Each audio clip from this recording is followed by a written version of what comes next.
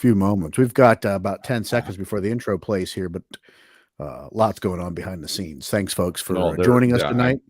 You have no idea what's going on behind the scenes. It's been a night. It's been a night. And I think here we go. Roll that beautiful bean footage. It's awful. The views and opinions expressed by the guests of Sasquatch Experience do not necessarily reflect the opinion of the hosts, sponsors, or affiliates of the Sasquatch Experience. As always, listener discretion is advised. 911, what are you reporting? We got someone or something crawling around out here. Does a legend walk among us, lurking in the forests of our world?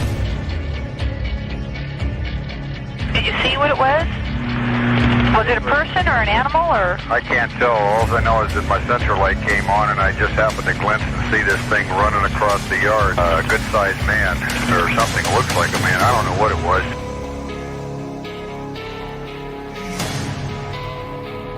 For over 15 years, we've talked with scientists, researchers, investigators, and witnesses, trying to gain insight and proof around the existence of this mysterious entity.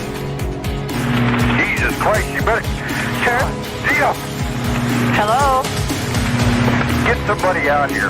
What's going on now, sir? That son of a bitch is about 6'9", I don't know. Do you see him now, sir? Yes, I'm looking right at him. Uh-oh. Okay, hang on. He's right... Is he in your yard, sir? Yeah, God, he's big. Okay, what's he doing in your yard? He's looking at me.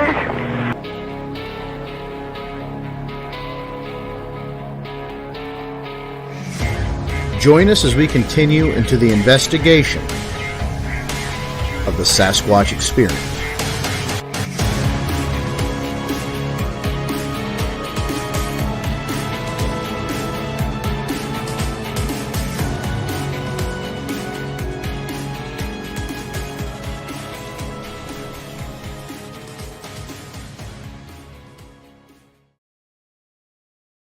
Well, it's Monday night, and you know what time it is. Time for Sasquatch Experience. Sean Forker, Henry May, Vance Nesbitt, James Baker's off tonight, and Vance is having intermittent problems.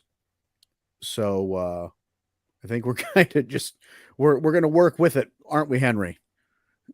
Indeed, we will. We're going to do our best, and we'll just move Vance there. That way folks can see you, Henry, and we'll still leave Vance on the screen. So when he decides to be interactive, he can be interactive with us. Yeah, whatever. It's my internet. At least we get a little. See, it is. You pay a lot for that, but you still. I do. I pay an awful lot for that. But it just reminded me in our intro. James Baker was outside my door, and I said the same thing. God, he's big. No, don't take us down that path, because you know what kind of problems we had in the pre-show here. I have to fill in for him. I have to fill in for Baker while he's not here. The entendres, right, and innuendo still needs to flow in absence of JB. Well, we had the Halloween special, guys, and we talked some spooky Sasquatch stories, and 6 of one, half dozen of the other. That was as good as it got. But tonight we decided to do something a little different. As seen on the screen, Bigfoot media portrayal. And it's actually an idea that came from my son, because I've been struggling to do something different, right? We're trying to get away from some of the other things that are going on. Again, a lot of saturation of Bigfoot shows out there, and that's okay. But we wanted to do something a little different. And one thing that we haven't talked about is really, as we said, Bigfoot's portrayal. We go from everything from a hairy, family-friendly creature to a bloodthirsty monster chasing co-eds in bath towels through the forests. So should be some good conversation tonight. But before we dive into that, it's time for the little What's Henry Reading? What are you reading, Henry? Well, right now I am actually rereading The Lake Worth Monster by Sally Ann Clark. Okay. Now, there are some fictional aspects to that book, but it does tell of different accounts of the Lake Worth Monster from the late 1960s.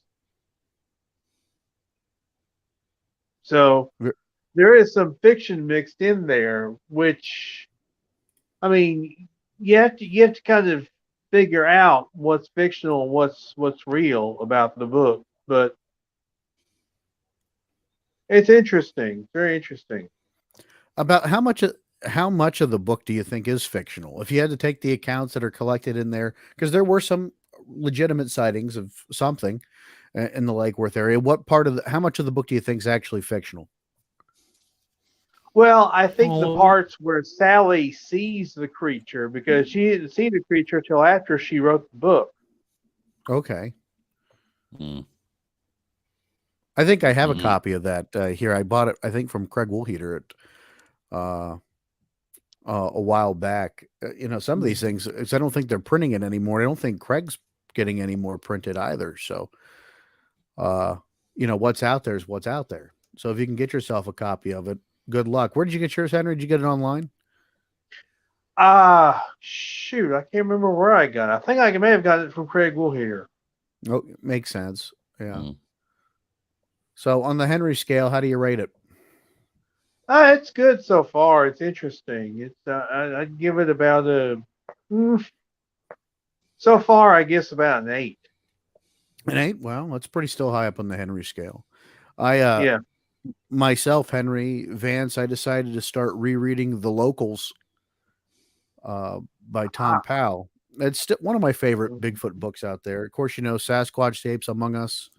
I think then it would go Bigfoot, The True Stories of Apes in America, and then probably The Locals. And, relatively newer in terms of a Bigfoot book. Like, it wasn't written in the 2000s, way after Sasquatch Apes Among Us. It's loaded with good material, particularly the story of Rocky, and that's chapter 7 when you get introduced to him and some of the incredible things he goes through in that book. So folks, check it out, The Locals by Tom Powell. Definitely, if you haven't read it, and I'm sure many of you that are listening to this probably have, but if not, get your clicks ready and your credit cards out and go over and start purchasing some of these books. If each and every one of you could send in $1 for all our millions of viewers. Well, I guess that's a great segue into our Patreon. Mm. Because for as little as, gentlemen, $2 a month, you can support Sasquatch Experience ad-free. And that's what you get. Ad-free episodes, more us, less selling. And honestly, the ads are put in there by the distributor.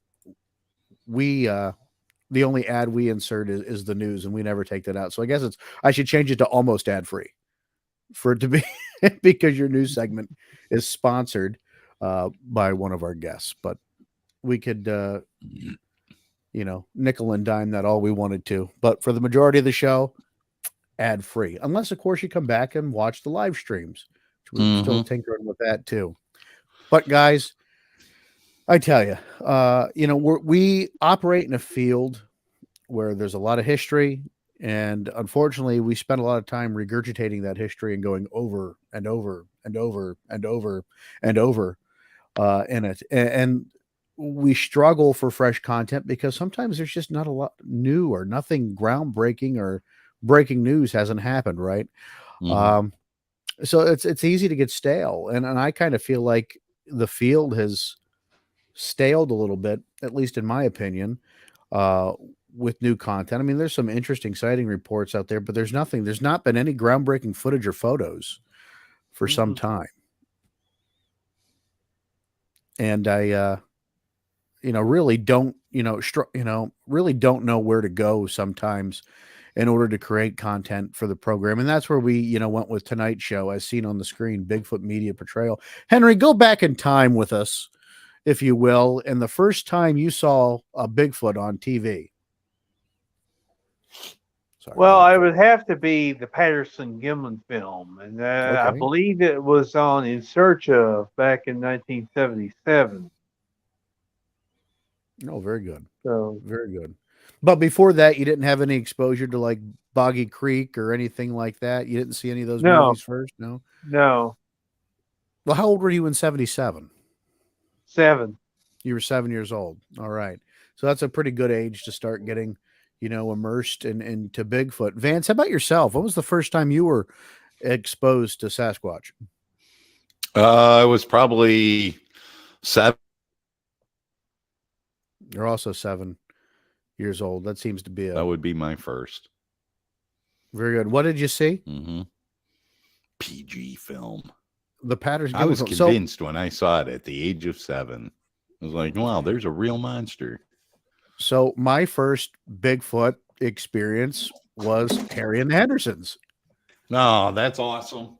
I think I saw Harry and the Hendersons before I saw the Patterson Gimlin film, before I saw Boggy Creek, before. Wow. So again, so you guys go back to the Patterson film and what were your initial impressions of the Patterson Gimlin film when you saw it? Vance, you said you were convinced right away, but as a youngster, right off the bat. Yep, right off the bat. Did you have any fear? Oh yeah, it freaked me out. But I was like, but again, I go back to that. We lost him there a minute. What about you, Henry? Well, I would say that I was fascinated, but it scared me a little bit when I was a kid. Doesn't scare me so much now, but back then it did. Because I thought, my gosh, there are real monsters out there. Yeah. Did you have kind of questions for your parents? You know, when that happened, like you saw this, were you watching with your parents, or were you? Yeah, my dad said that he thought it was real. He still thinks it's real to this day. So, yeah. What were you saying, Vance?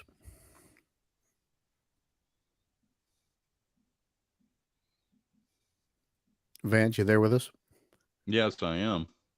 All right. Your initial impression, were you solo when you saw it for the first time? Were you with family? Were you?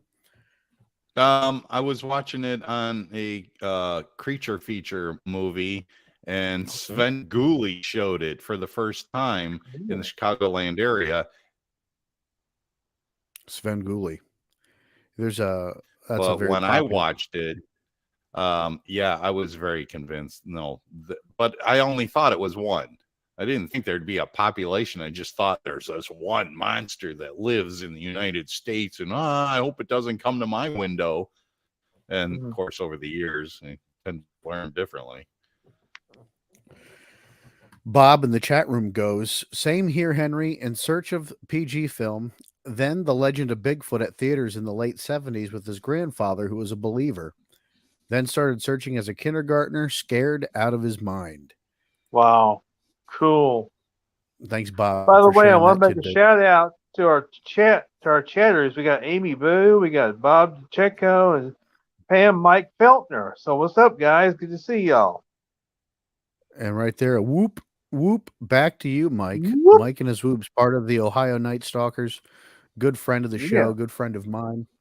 Always nice. We have some more lurkers out there, too. Those are the ones that are just chatting with us. Thank you, folks, if you're tuning in here. Sasquatch Experience, Monday night, November 14th. But we moving on from that. So my experience was very, kind of family friendly and haha, and not so much fearful as it was like, hey, my initial impression of this thing is a big teddy bear now. No.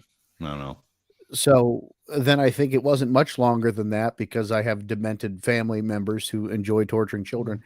I saw The Legend of Boggy Creek, and that changed my perception, definitely. And of course, I want to say that, and actually I'll give Bigfoot Crossroads, Matt Knapp, credit. He posted this morning the like a vignette from In Search Of from the 70s, and it was the one of the 3 Sasquatch. Like, if you haven't seen that before and you were just walking through a feed, eye scrolling through a feed, and you saw that, you would stop and look and go, that's pretty damn compelling, particularly for the 70s. Yet, using, and I might be on a stretch here because I am, that same kind of example, you go back and look at the Patterson film. You know what I mean? Right. You could make an argument that maybe it was a lot easier to, I don't know. because that wasn't, I guess it was still like 10 years after the fact, 10 or 12 years after the In Search of episode where they did the reenactment of things. I mean, but they did that pathetic reenactment of the Patterson film in 2000 or so, and that just sucked. That was terrible. Looked like a hairy dwarf, a grown hairy dwarf, an overgrown hairy dwarf. But so my experience was haha to holy shit, this is scary. And then, you know, you start getting a little educated around it and your perception changes. But, you know, I often wonder why is it the initial reaction fear? And is it because we've portrayed this thing through story and tradition and books? And you know, as we're talking about, you know, television, right? Or movies, that we've created this thing to be a monster.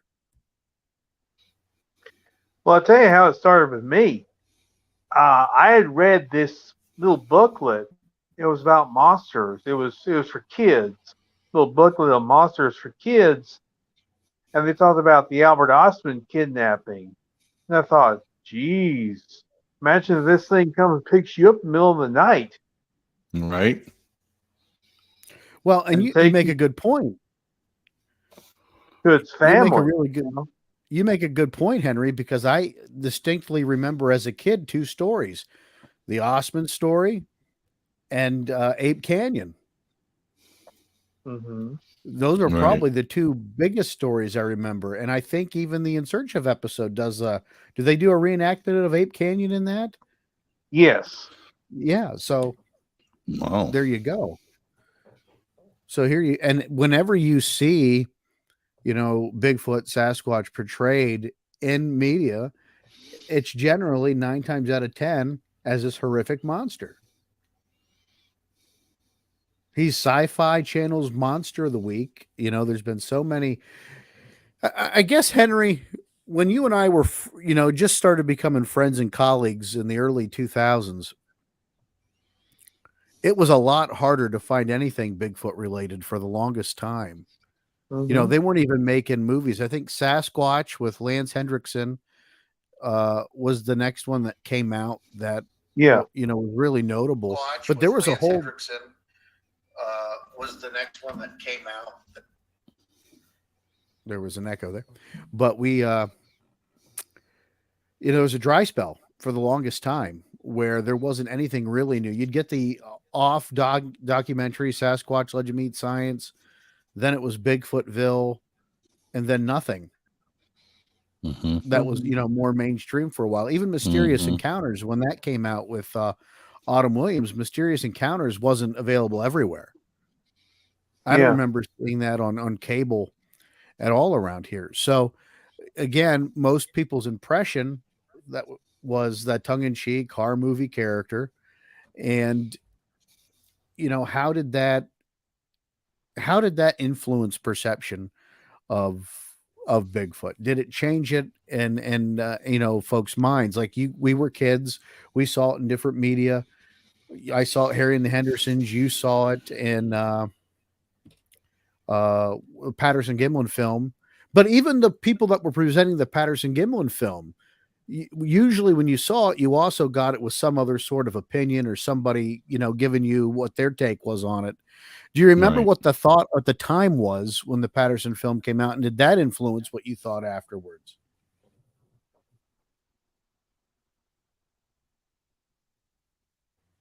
Uh-oh, is he frozen again? I think so. What about you? Oh, well, there he is. Sort of. You know what? When it first came out, there was really no analytical suggestions to that film itself. There was no analytical. All that was presented was, wow, this film just came to our attention, and here it is, of what is called a Bigfoot creature. And you decide for yourself. So I saw it completely unadulterated. And there was no general consensus from media or from outside sources to influence what it is that you're looking at. So when you're seeing it for the first time, unadulterated, I was convinced. And again, I was a kid, but I was convinced, wow, this is a real monster.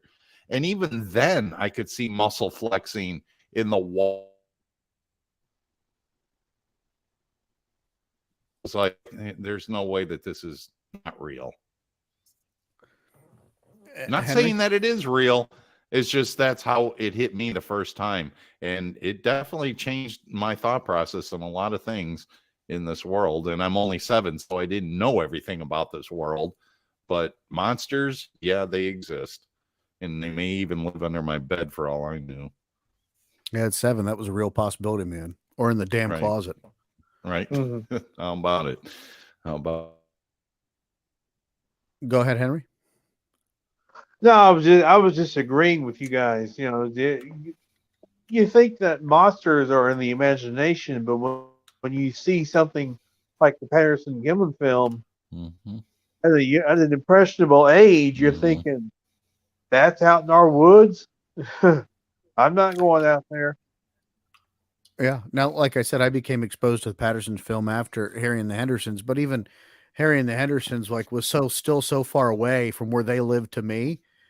Mhm. Like, was it really possible these things live here? Our mountains aren't Yeah. that big. We don't I mean, Right. Pennsylvania is a wooded state, but you're still Yeah. not talking about woods like that are out there. And Mhm. as I saw, like I said, In Search of and those shows, and they took a more serious note and a more serious atmosphere with these things, it kind of changed how I thought. And then, of course, I read Sasquatch Tapes Among Us, and a lot of those things that we saw on some of the movie things became a little less scary. But Mhm. I distinctly remember the In Search of episode with the Yeah. Those- Abe Canyon reenactment, man, and that was Right. kind of scary. Right. That was very scary. Got another I comment had a from couple. Bob. Yeah, go ahead. Let's see Bob's comment. Bob says Albert Ostman story, Jacko, Ape Canyon, Ruby Creek, all mixed with the spooky keyboards on In Search of. Yeah, scared him to death and pulled him down the Bigfoot hole for life. Yeah, like Ruby Creek was another interesting, really, right. Harrowing account. Henry, what was the other one? The Cowman of Copeless Beach. Yeah. I got pulled down that same hole too. Absolutely. Yeah, well, I mean, it is a downward spiral, and once you get hooked, you get hooked, and there's definitely a reason we're drawn into these things, right? Is there some sort of primordial connection we have that when we hear these stories, or folks run into these things, like our instincts are just naturally built in, that we're meant to avoid them and meant to be afraid, or or have we been influenced by, again, the portrayals of how these things are shown to us through the various methods, like even books is a form of media, right? Like, so books have, though I think sometimes books are scarier because they allow your mind to make the impression. Yeah. Right. So, in your mind, you're reading these stories, and like, if you're a very, very vivid imagination like I have, you can play these scenes out in your head. Oh, right. And a lot of times that's scarier than anything you could portray on television or on the movie screen. Yep. That's true. And then it gets weird, even in the 70s into the 80s, when you start adding the UFO element into it, right? Vance, when we were on break and during the, you played a movie quote last week from Close Encounters of the Third Kind. Like, even the Bigfoot was thrown into that there, Right. albeit briefly. Yeah. Right. But we know that in the 70s and 80s, the overlap of Bigfoot and UFO sightings started happening a lot more frequently around that time. And that adds another element of fear and confusion, because is this thing out of this world? Is it even native to planet Earth? Right. And you start freaking people out with that stuff.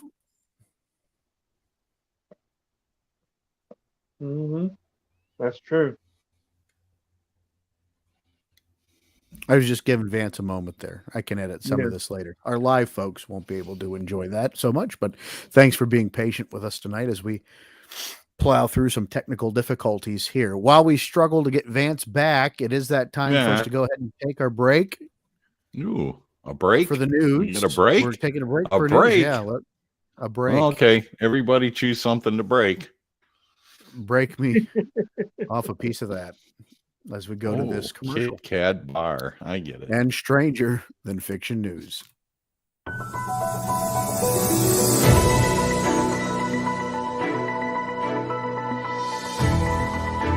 Ah, yes, it is the Sasquatch Experience, Stranger Than Fiction News. I don't know what makes this first story stranger than fiction, because it's really not, but if you happen to be in the Fort Worth, Texas area, or plan on visiting Fort Worth soon, you can make your way over to the zoo and see a newborn baby lowland gorilla.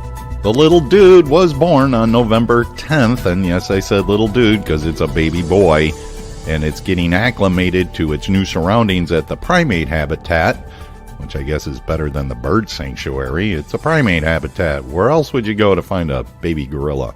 What do you call a baby gorilla anyway? You know, baby birds are chicks, and baby cats are kittens, and I don't know. What do you call a baby gorilla? What do you call a baby Sasquatch? A saslet. I don't know. I just made that part up. Anyway, the little guy was born to its mother, Gracie, and father, Elmo. Elmo? Oh, there's a badass name for a male gorilla. Elmo. Named after a fearful little red Muppet. Watch your fucking mouth! Whoa! What now? Okay, well, I guess there goes our family-friendly podcast status. Yikes. If you want to go see a baby gorilla, just go to the primate sanctuary at the Fort Worth Zoo. When we come back, a early Thanksgiving meal and missing person, all in one story. You're listening to the Sasquatch Experience.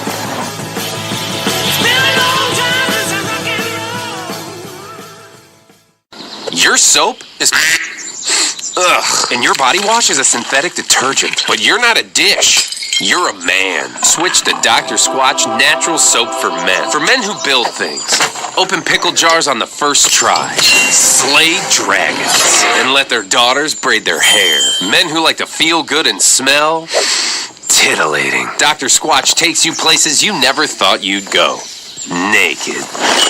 Enter promo code DSQEXP. Again, promo code DSQEXP. Ta-da! Live with 7 roommates, you go through a lot of toilet paper. And even though we get ones from recycled paper, I noticed how much plastic packaging we were using and also wanted to find a tree-free option. So my roommates and I decided to try our first bamboo toilet paper from the brand Cloud Paper. I was impressed to first open the box and find this information about the impact of choosing bamboo over tree paper. Bamboo can be a very sustainable crop because it's one of the fastest growing plants in the world and can absorb lots of carbon while it's growing. I was so blown away by how durable and strong the toilet paper is. And making the switch is one individual action we can take to fight deforestation. Just visit cloudpaper.co and enter promo code BTS15. Again, that's cloudpaper.co.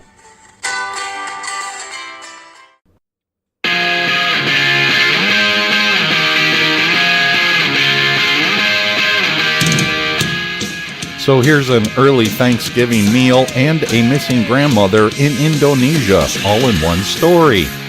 Back on October 23rd, Jara, a 54-year-old grandmother and rubber tapper, which is, yes, you're tapping rubber tree plants for rubber, I guess we're still doing that, was reported missing by her family. She lives in the Jambi province and had gone to work on the rubber plantation that morning, never returning home. By evening, her family's concern magnified. A security team and residents conducted a search around the rubber plantation, and then they found a python 23 feet long. It is the snake that is suspected of preying on the victim. After we caught him, we found the victim's body in the snake's stomach. Jara's remains were largely intact. Jara's sad fate is rare, but it's by no means without precedence. A farmer's body was discovered in a suspicious bulge of a python's belly in 2017. And in 2018, a woman on the island of Muna met a similar fate.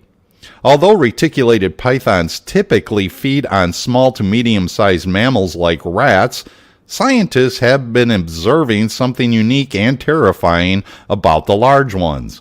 Yeah, 'cause they eat people. Grandma has more calories than a rat. Thanks again for listening to this edition of the Sasquatch Experience Stranger Than Fiction News. And back to the three most handsome gentlemen I know.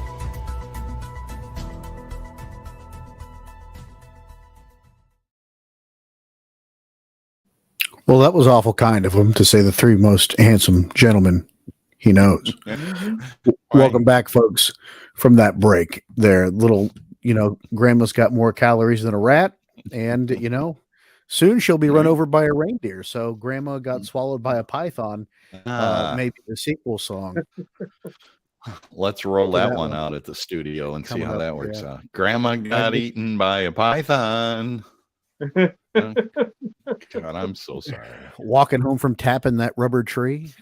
We could keep going with that. Anyhow, folks, tapping that rubber tree sounds a little adult. Stop it.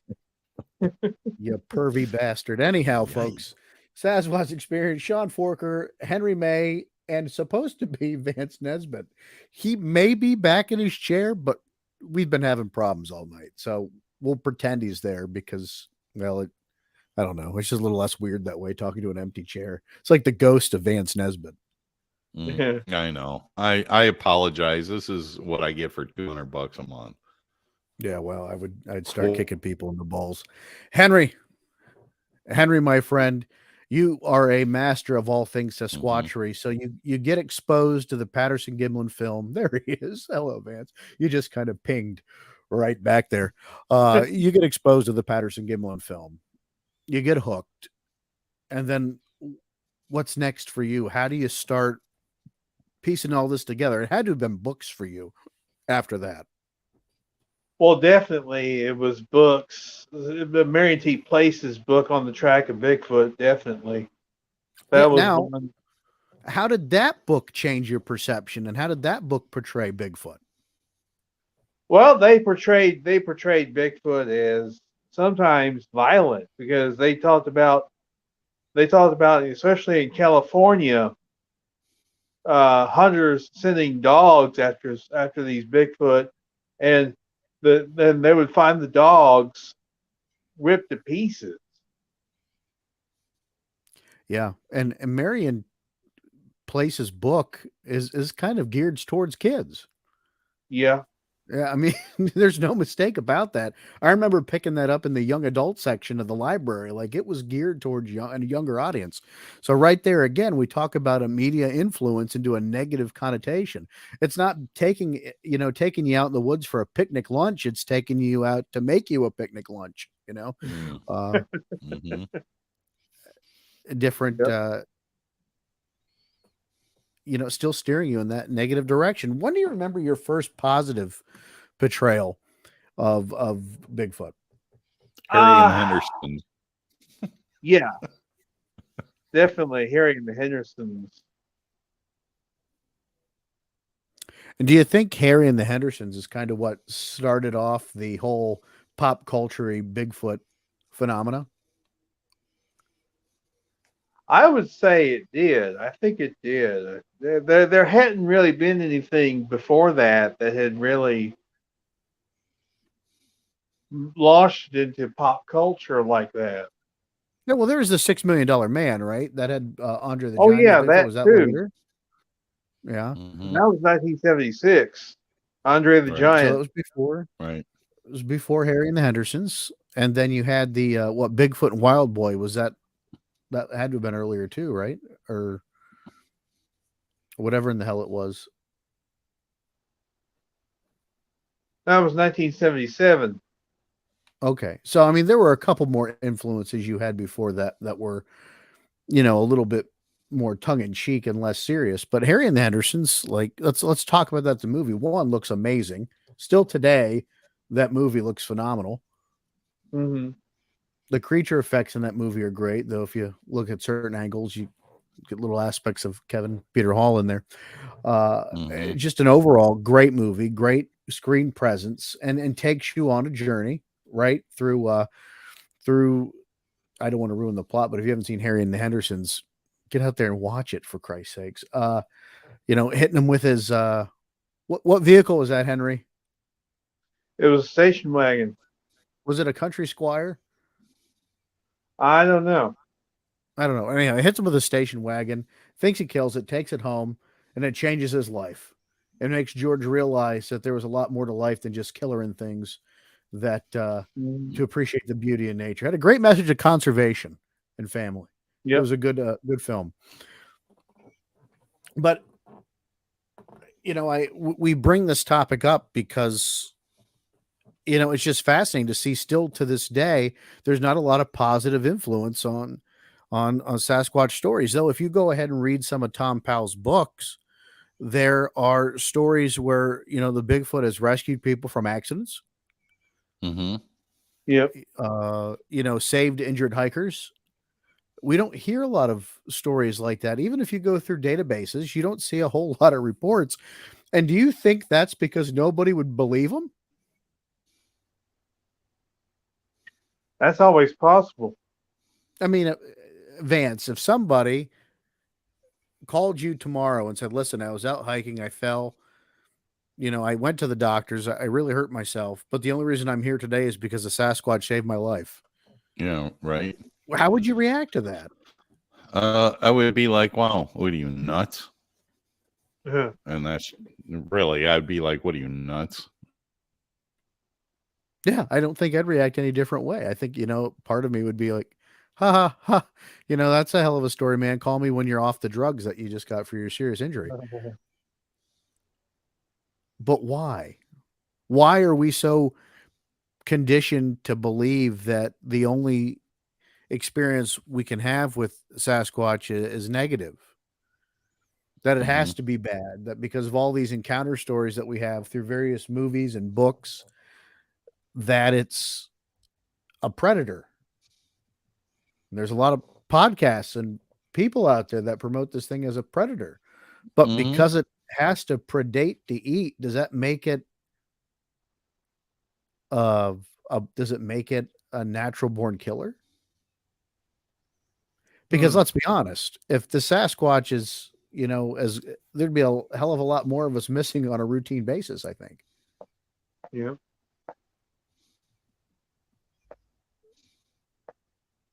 There's Bob again, William Rowe, right? And what's interesting about the William Rowe incident was a female creature with breasts and would turn out to be very similar to what Roger Patterson caught on film. Right. Maybe more compassionate. More compassionate, you think? Motherly instincts and compassionate, probably. Not testosterone driven. Well, and I think that's what a lot of it is. Like, we get this idea in our heads from some of these more adrenaline scaled, intense sighting reports and stories of being chased through the woods, or, even the stories we read last week. Look, we're guilty of it here too. We 2 weeks ago, we read Bigfoot horror stories, right? Because it's still cool to make things go bump in the night. But, in the process, we're kind of demonizing a creature that we just don't know enough about to say it's not dangerous, but we are on the side of caution and say it is, and it's going to kill you because all the sci-fi movies say so. But what animal in our natural world is the animal that will stand up to defend its home or its family? Well, I think we lost him there for a minute. I think territoriality, and I think when you look at bears will defend their young, and they'll defend it violently, right? That's completely instinct driven. But again, look at all the movies out there that I guess if you had to look at the movies out there that compare bears to being violent, bloodthirsty creatures as opposed to Bigfoot, it would be outnumbered, right? I think Grizzly Rage and maybe The Revenant and and some other movies out there, but I don't think as a focus or a quantity do creatures besides like really Bigfoot get these horror movies made about them. because they're more like us, right? Upright, hairy, violent. Speak for yourself. Upright and and abominable. The one in Abominable looks like a giant gerbil, for crying out loud. Yeah.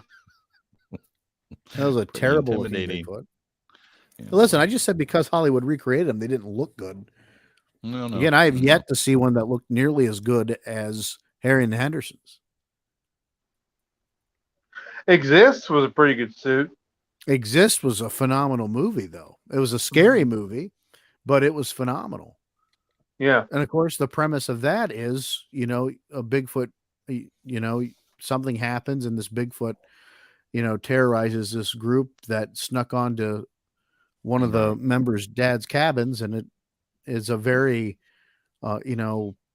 scary movie. It's a good movie. If you haven't checked it out, do so. We have a watch along with it you can listen to as well. If you're I think it may be for everybody out there now. Hey, that was good. That was a lot of fun. Just don't have thin skin when you're listening to it.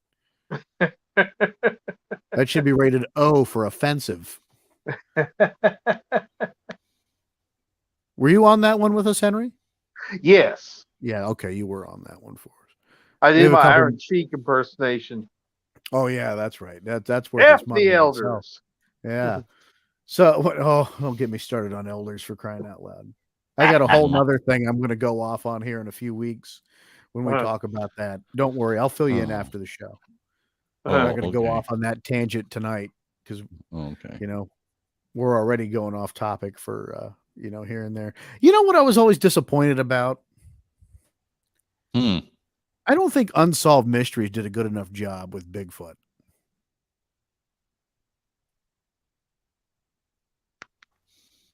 I really don't. There's only a handful of episodes about Bigfoot and Unsolved Mysteries, Henry. Yeah, there was one, and actually there were two. Then Yeah. there was one Minnesota Iceman and one on the Yeti. Oh, Well, one we on the had- skunk ape. We had Skip Fromm back on the show years ago, if you remember that, when we talked about his Bigfoot. That's the one they profile in Unsolved Mysteries, Yeah. where the one falls down the hill as he's out there. I think he was prospecting, or he was going to be prospecting out there, and a Sasquatch rolls down the hill. It falls and actually, it shows itself to him. That was a very interesting story. Skip took a lot of crap over the years too for, coming out and being part of, it's been forever since we've talked to Skip Fromback. Be I interesting. still talk to him every so often. Yeah, it'd be interesting to get He him back and on the I are friends program. He's on Facebook. Yeah, we'll have to get him back on the show. Yeah. Sasquatch Experience, 10 years later with all these guests that we've talked to so many years ago, almost 20 years later in some of these respects. But Unsolved Mysteries could have done a better job of it. And, now that we have the 911 call, I'm surprised, they should have done a Rescue 911 episode of the Bigfoot. Yeah. With William Rescue 911. Unsolved did a new 2022 release of the Navajo Nation Bigfoot, and that's actually a really good episode. It's not bad. I caught most of it. I have to go back and finish it. The thing I have against the 2022 release of Unsolved Mysteries is no Robert Stack. Yeah, and that makes it. It makes the show. There's no narrator at all. And it takes away from the presentation, I feel. Unsolved Mysteries always should have a narrator. Not that I'm trying to whore myself out, because I haven't drank nearly enough scotch or smoked enough cigars to get that voice of I'll Robert tell you who Stack. would be a perfect host for it. Would be Bryan Cranston. Yeah, how about that? Put him in a trench coat and stick him out there. Yeah. There you go. That'll work. Or Sean Something Forker. a little different. No, I'm too fat for TV. A trench coat and that's it, buddy. Just a trench That's coat? it. My God, we, Just want an a audience. trench coat. We don't want to scare an audience. My mustache is already scaring enough people. It's Movember, folks. Support men's prostates. I got really quiet after that. I didn't say check your prostates, guys. I said support. Oh my God. Then we went off the rails. Kind of. Well, it happens. We have some delays and we have a an interesting topic, but we keep getting distracted because I have the attention span of a gnat tonight, and still recovering from a cold. Yeah, intelligence of a gnat as well. So, well, I it apologize. is. I'm still looking at your beautiful closed eyes. It's like you're praying. Yeah, well, that's praying for this to be I over. am praying. I'm praying that this would just end. Yeah. So, Henry, we had Marion T. Place, and then we started going through, the menagerie of books that came out. But even in those books, still, what's the common theme? The common theme is sometimes these creatures can be dangerous. Yeah, right. And like any other wild entity, we should have a reasonable sense of a clear and present danger. But in a lot of these instances where folks have sightings, nothing happens. Mm-hmm. Yeah. It's a road crossing experience. Something sees them in the woods, walks away. It's watching them, but nothing happens. Only in the smallest fraction of sightings do we have any kind of violent encounters. Yet that's what we focus on, and that's what we give the main attention. And it's just fascinating to me and to think about it because of all this money. Think about it. Millions of dollars that have been poured into Sasquatch media, and the majority of it's been for negative connotation. We've literally created a boogeyman out of mythos. And, granted, that could be also from native legends, right? Passed down stories of these giants that lived in the mountains and these negative encounters they've had. But I think we've done a far better job at really creating monsters, and we do that through how we tell our news stories, through motion picture. And think about this, and they kind of did this with Galaxy Quest. This is going to be a far reach, these man, here we go.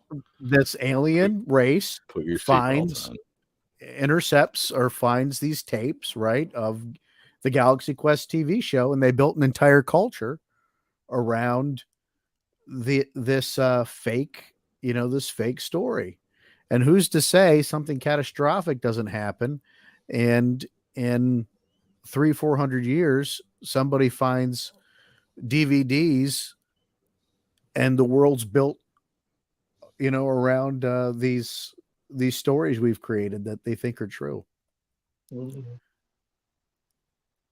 Is a far fetch, but imagine being no exposure to this stuff, and then the first movie you watch is Harry and the Hendersons. Yeah, I know it's far fetched and that was a reach. I'm just saying, like, those premises happen. If your first experience, to humanity exists, you're in for a real shocker. Scary sells, friendly does not sell. No, well, I guess it all depends though, because there's a decent amount of children's material still garnered to the Sasquatch. Again, I think that's also portrayed as like usually a young baby Bigfoot though, right? It evolves into a big hairy monster, but it starts as a cute little cuddly baby first, and at some point maybe puberty is what turns these things into bloodthirsty creatures. I mean, it's happened to our own children. Let's not be. Yeah, it's happened to me. I mean, when I hit puberty, I can't tell you how many bodies I've left behind the refrigerator. Well, you did grow up around Gacy, so terrible. Did we lose him again? I lost him on the Gacy joke. You hear that, Henry? He just nothing. Doesn't even feed into it now. He's like, I quit. I talk quit. About going off the rails. Wow. We do that. But overwhelmingly, it's been negative. And like you said, Vance, the reality is scary sells. And I think we're kind of stuck with this portrayal until we find one. Right. Until we find a Sasquatch out there that's willing to come sit down and have tea, or we're willing to watch it and study it in whatever way we see fit. It's just not going to happen. But we need the proof one way or another. We have to get out there and we have to get either video I think most of us can agree, though, that video evidence, I don't think today would be sufficient, and some DNA to prove this thing exists. But even the television shows that are out there, even the educational shows, and its you damn thing, in its presentation, what's it sold on? Scary camera cuts and noises. Yep. Come back next week to see if Russ Accord's going to get his spine ripped out. Yeah. Well, Finding Bigfoot's not live anymore, so you have to go with the Expedition Bigfoot team, because if anybody's going to get mutilated by a Sasquatch, it's going to be one of those guys. Mm-hmm. Josh Gates is going to go on one of those Expedition Unknown and become Expedition Dinner. Yeah. You know, Expedition John Fetterman. One thing they did on Expedition Bigfoot was they had the so-called expert on there who said that the Patterson-Gimlin film creature was only 6'3". And I've heard that before, though. Thinker Thunker did a video about it, and he was challenging that particular perspective. Experts. I want you to send that to me. That's really fascinating, Henry. Even though I'm not a big proponent of Patterson film, not because I think it's fake. It's not that. It's because I'm tired of talking about it. Right. I do like to be informed about it. However, I think. Well, now here's another comment by Bob's on fire tonight. We should have just had Bob call in. The books of the 70s and 80s and Peter Byrne of the era helped romanticize the subject. Now YouTube and podcasts keep it going. It's awesome and still going strong. I'm glad the passion is out there like you guys have. Yeah. Yeah. No, and that's true, Bob. Thank you for that. Yeah. The books of the 70s and 80s really created an atmosphere. The documentaries of the time, I don't think intentionally they made it out to be a boogeyman as they intentionally made it out to be mysterious.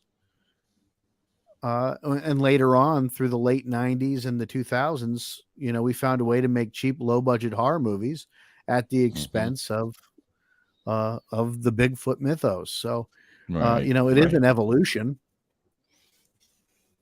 Well, sure it is.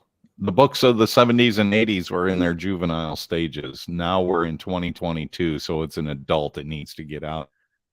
Yeah. Well, it's a devolution, right? Isn't that the title of the Max Brooks book?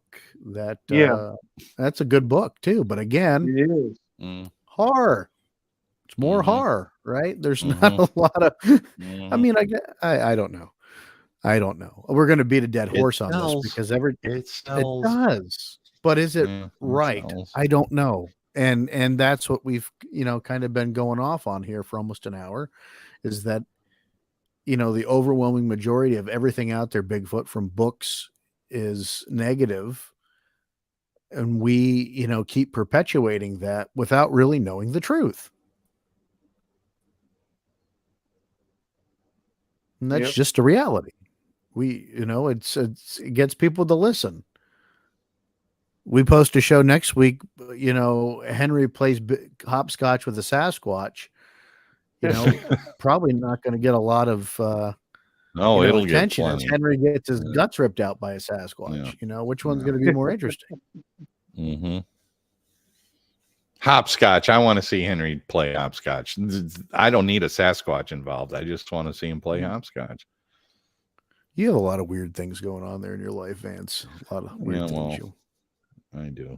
Look, we got to keep the pre-shows. We got to start filming those and selling them because they're gold, folks. You're not in the hour to half hour to an hour before the show where we're already on and engaging with one another, because you would all lose a lot of respect for us. I think. I don't know if anybody would ever look at us the same way. It's like Bob and Tom meet Bigfoot. It's very provocative and off the rail. I don't know if that's made for is it wrong? Yeah, it may do better than the regular podcast does. That's the sad part. Debauchery seems to be where it's at. Debauchery and Killer and Bigfoot. Where those will be new little mini segments we do. Yeah, we should film our own movie where we're getting killed by a Sasquatch. Oh, good. Is it wrong for a man to be naked in the woods with a Bigfoot? I think not. Yes. Yes, it is. That is wrong. Unless they were naked before they ran into the Bigfoot. Oh, well.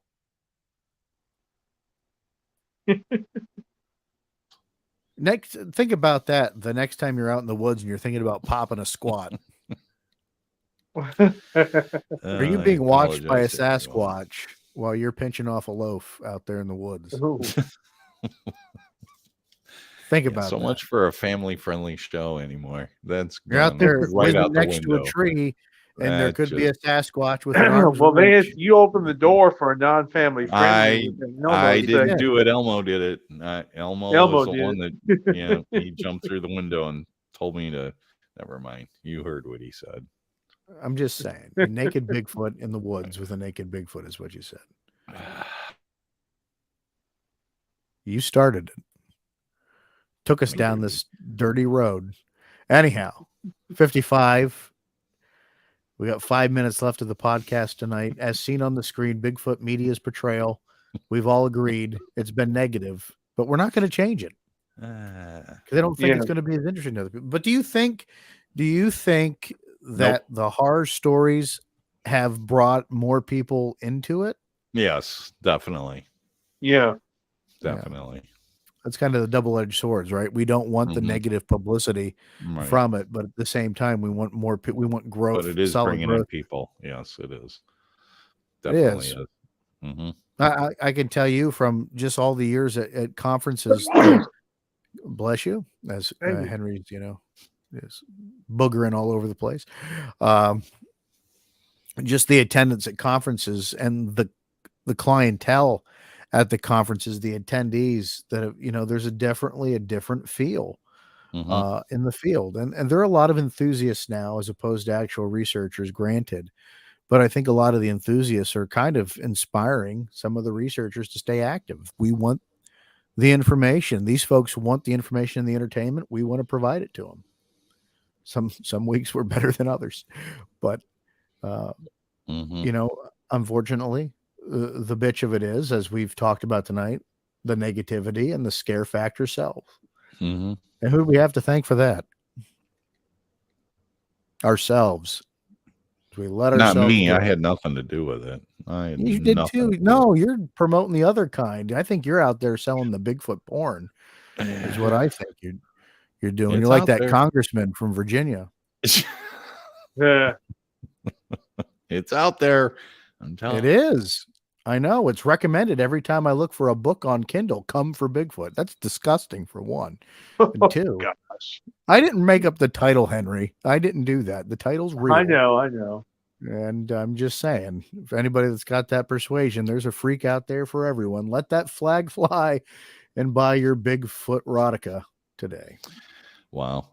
Bob should have sat in for me tonight because he's coming up with more comments here about Patty. Yeah, well, it's media. Yeah, It'll do that to you. Yeah. We haven't even gotten in. The whole reason why we kept trying to shift away from the Patterson film is because we could sit here and talk about that film all night. It's funny that at least two of the three of us, our first exposure to Bigfoot was the Patterson Gimlin film. Yeah. I think if we go back and think about a few weeks ago, we talked about the researchers on our mind. Lauren Coleman's was Half Human. Right. The Toho movie, Toho famous for Godzilla, but they did a movie called Half Human. And in fact, I don't think you can get it right now. It's very hard to find to watch. If you can find it, go out and try. I think I found it on one of those sketchy internet websites that you're afraid to click the link. But on the dark web where you are all the time. Yeah, I don't go on the dark web. I'm afraid of those things. I'm afraid of the internet anymore. Yeah. Well, speaking of the Japanese thing, Gargantua. Yeah, what are the Gargantuas? That was a Bigfoot thing, but it was 70 feet tall. But nonetheless, it was still the same genre. Yeah. Well, that. Actually, it's a story in its own. We could talk about another podcast because that movie is very interesting. It's not War of the Gargantuas was very different from what it was intended to really be. But nonetheless, two Bigfoot-like creatures. And if you go into the 2000s, they released some Godzilla films only for in Japan. Right. the subtitles and the dub over calls it Bigfoot. Mm-hmm. So it's just right. an interesting. What are the thing odds of you that? said that. Yeah, right. Well, there it is. Mm-hmm. There it is. Bigfoot all over the place. Bigfoot is a horror going to sneak out of the woods and grab your kids and eat your dog and break your neck. Hey, That's what it's gonna do. I can join the conversation a little better. Yeah. Folks, I'm Sean the Fort Chop Forker. He's Henry May. That's Vance Nesbitt. Find us all on our selected social medias. You can find me anywhere under my name at Sean Forker. I don't hide behind a pseudonym or anything else. I'm easy to find. He's Henry May. You can find him generally under his name too, and that's Vance. Vance, I think you can only find on Instagram right now. Yep. Instagram Vance. And of course right there, Sasquatch Experience on Facebook, Instagram, Squatch EXP on Twitter that we're still using. We're still on Twitter, even though it's a cluster F right now. We're still using Twitter. Henry, take us out with those closing words. Y'all be good or be good at it. Hopefully we'll see some of you in 2 weeks. Oh, and if we don't, have a happy Thanksgiving. Yes, happy Thanksgiving. Wrong video.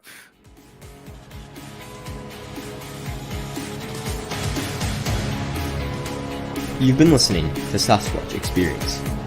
Please rate and review wherever this podcast is consumed. To share your experience, visit us on Facebook or email us, squatchexperience@gmail.com. Keep on squatching.